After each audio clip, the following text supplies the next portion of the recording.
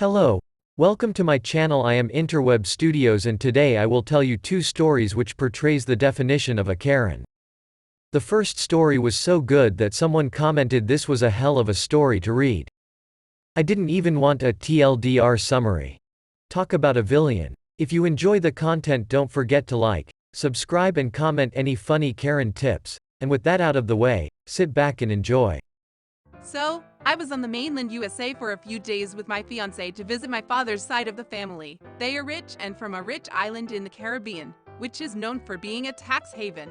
I haven't seen them since moving to Hawaii as a small child. I'm from Hawaii and grew up there. So my Caribbean family claim to hate Americans but send my cousin to a private school in a red state and seem to be friends with mostly upper-class, southern white families.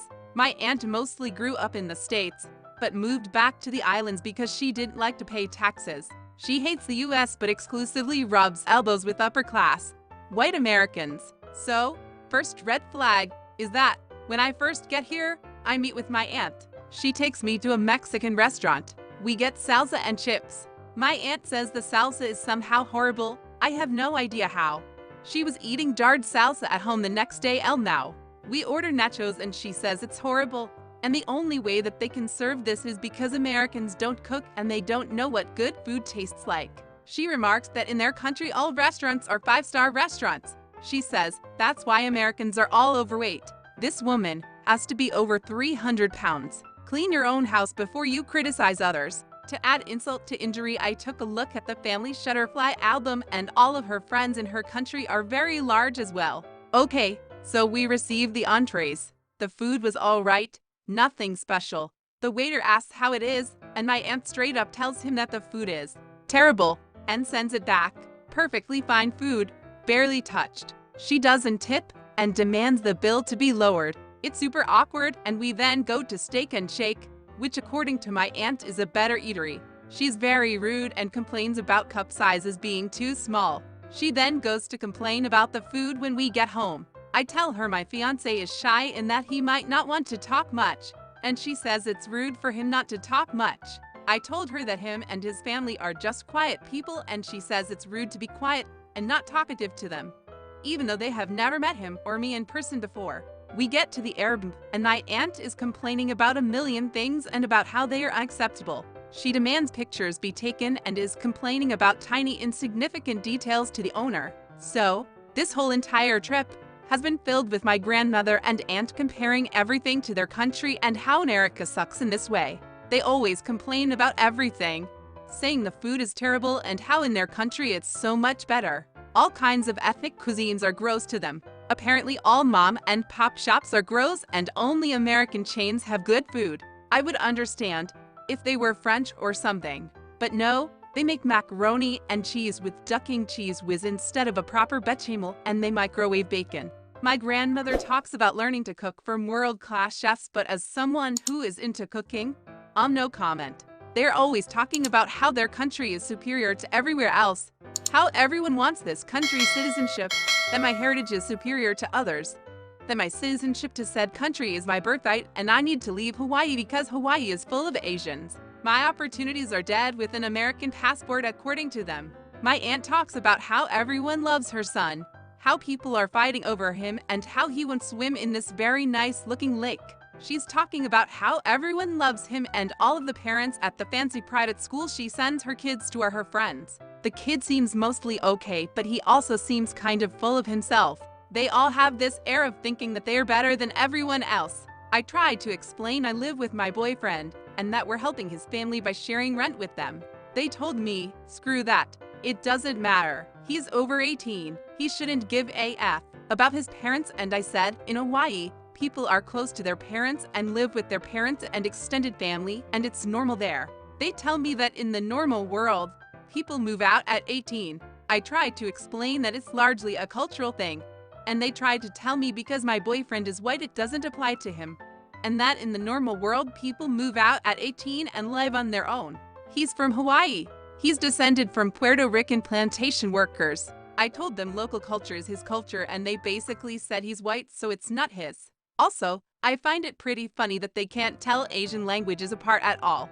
My aunt and grandmother called Filipino people cockroaches multiple times. They had guests over to the house from my cousin's school, and my aunt introduced us to them. She said she was from the islands, going on her spiel about how her country is better than everywhere else, and then said that me and my fiancé were islanders too, but we're from the wrong islands. The Airbnb's Netflix was logged into a Vietnamese person's account, and they were saying racist things and saying that it was Chinese or Japanese and that they always have problems with places owned by Asians. Another thing, they think taking the bus is for poor people. I told them I don't like driving, and they immediately looked at me like I have 6 heads. Overall, they are obsessed with some tacky show of wealth. They all hate weed smokers but smoke more than a pack a day.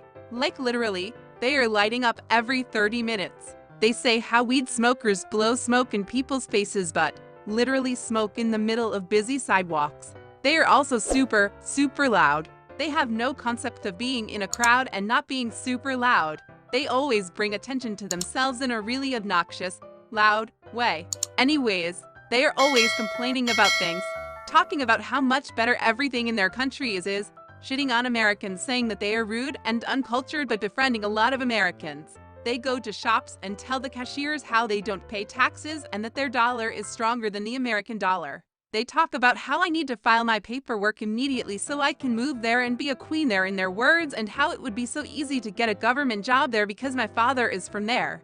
They disrespect servers. They are loud. They wear shoes in the house. They don't clean off restaurant tables, and they weren't even tidying up the Arab at all before they leave. They have no manners, are entitled AF.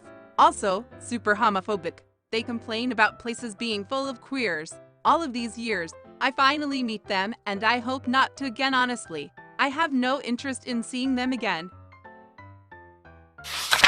So I am a lower-level manager at a retail store, and I was the only manager on duty tonight. We are able to do online orders at the register for customers if they so desire. My employee was taking care of one for a Karen, and the payment was not going through due to what I'm pretty sure was the billing address being incorrect. We had this issue with someone else literally the day before, and even after trying to fix it 3 times it still kept declining. So I just sold her a gift card for the exact amount and used it for the order NBD. I was not there when she did this, but my employee didn't even try to change the billing address and was immediately like, oh, I will just do the gift card thing, since she saw me do it the day before, and it worked no issue. So she rings up the gift card and Karen purchases it. That was when shit hit the fan. All of a sudden from across the store I hear Karen yelling, "I want my ducking money back now." And so I head over to the register to see what's going on at this point. My 17-year-old employee is starting to tear up. This is her first job and she has only been here a few weeks, and so I send her on break so I can take care of it and to get her away from this lady. I ask Karen, what is going on? How can I help you? She immediately starts cussing at me as well that our system is broken and she wants this gift card refunded because we are trying to scam her out of her money and we're going to cancel her order and she'll be stuck with a gift card she never wanted. Mind you, it's literally only $30, and I was unaware of why her card didn't work in the first place, and it is very rare that orders get cancelled, of which we have no control. The order gets sent to a warehouse and our part is done. Well, I am still new to being a manager and I've never had to refund a gift card before, so I said, okay, hold on, let me call my manager to see how to fix this. Well, Karen demands to also speak to my manager. Which fine, whatever, I wouldn't have cared. Except at the exact moment I was reaching for the phone, someone else called the store, and so I couldn't use the store phone and just grabbed my personal cell phone from my pocket because I really wanted this lady gone ASAP. I started explaining to my manager what happened, and the lady kept interrupting me that it was our fault her card wasn't working. Again, at this point I don't know what the error message even was, I was only told it did not work. And my manager just tells me, oh, all you need to do is post void it and give her the receipt and it will be refunded immediately. And I thank her and hang up because seriously, what does Karen have to add to the conversation? And I'm not about to hand over my personal cell phone to someone who is cussing me out the second I walk over to try and help them. So as I am getting the post void done, Karen keeps bitching about my young employee to another customer, saying that she needs to go to therapy and shouldn't be working in customer service if she can't do her job, and this other lady is agreeing with her. I just kept my mouth shut because I don't want to lose my job for the things I wanted to say, not to mention my heart was racing the second she started cursing at me unprompted. As soon as I was done with the transaction, and despite me being polite and professional the entire time, this lady demands my manager's name, my name and the original employee's name written on the back of the receipt. So now I'm sure we will be hearing from corporate, but thankfully my manager called me back 5 minutes later to make sure I got it taken care of and to see WTF had happened, and she was not upset with me or the 17-year-old. And the only comment that stuck to me. And this other lady is agreeing with her. I would get fired right there. It is nearly impossible for me to not tell someone who is sticking their nose into business that doesn't concern them in a real-world setting to mind their own ducking business. And with that, I hope you enjoyed watching Karens lose their mind. If you have made it this far, you must have enjoyed the video, so you will like, subscribe, and comment any funny Karen stories or tips. And until next time, toodles.